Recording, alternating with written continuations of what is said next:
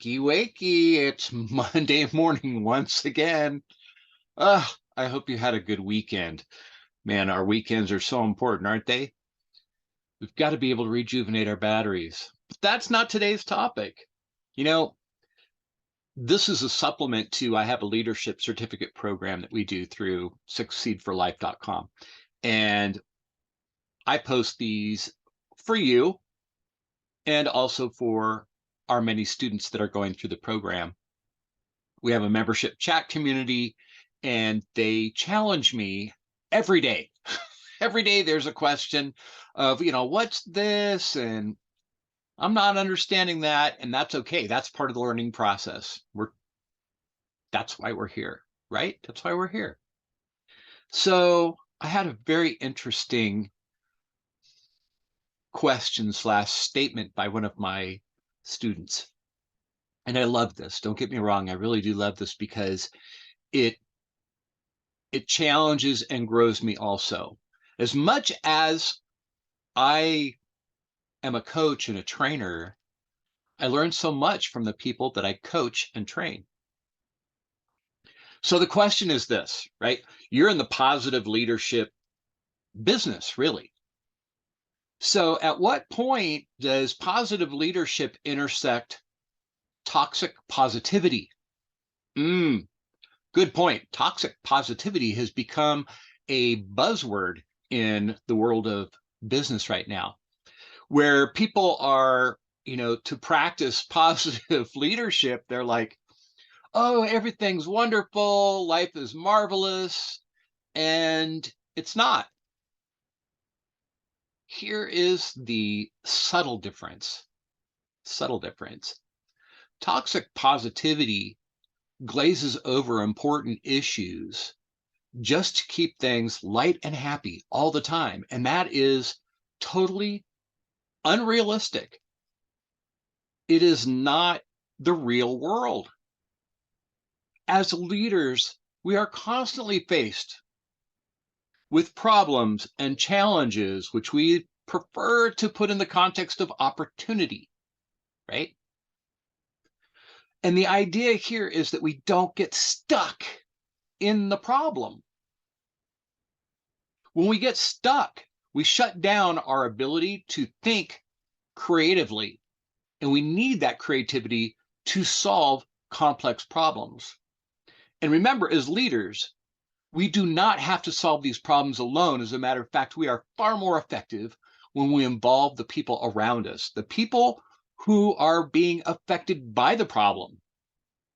Our job as leaders is to bring them together and to talk about the problem, what its impact is, what are the options, what are the ideas that we could come up with to reduce the impact of that problem, if not eliminate it, right?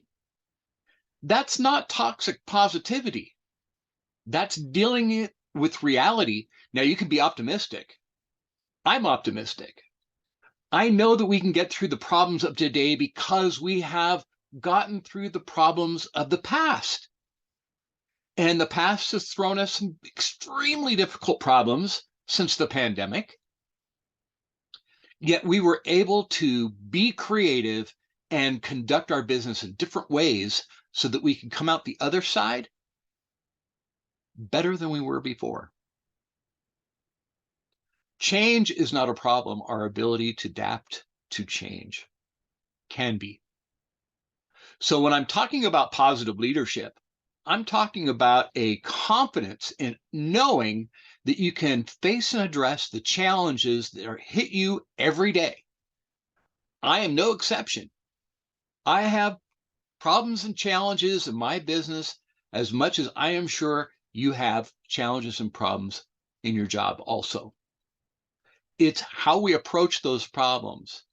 Be positive from the standpoint of having confidence in you and your team to be able to overcome the obstacles.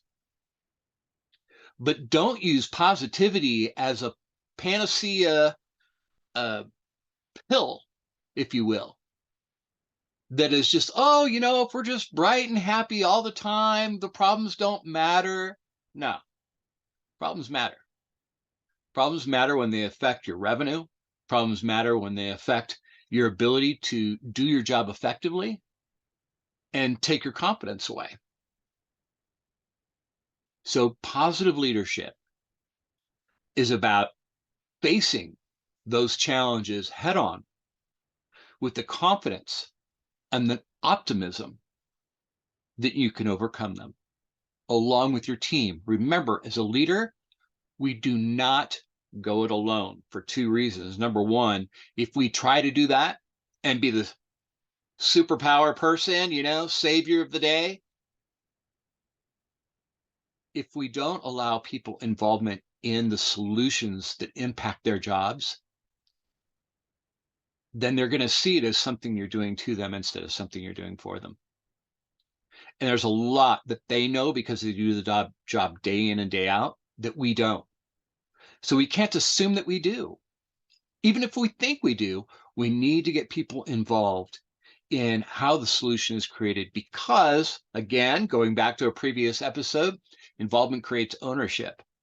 If our people are involved in resolving the issue, they are more likely to work harder to see that the solution stays in place. It's common sense. It makes sense, right? So I want you to think about that throughout this week, that you are not being a practitioner of toxic positivity, but you're being real, you're being kind, and you're being approachable to your people because they're the ones who will come to you with the issues that you do need to resolve in order to become a better leader and a better organization. And with that, my friend, I am going to enjoy my cup of joe. I want you to do the same. And I hope that you will visit me on Wednesday for our After the Coffee, because I'm going to expand on this a little bit more. We're going to talk about more of a clinical side of toxic positivity and how it shows up so that you can avoid those pitfalls. And I will see you soon. Take care. Have a great week.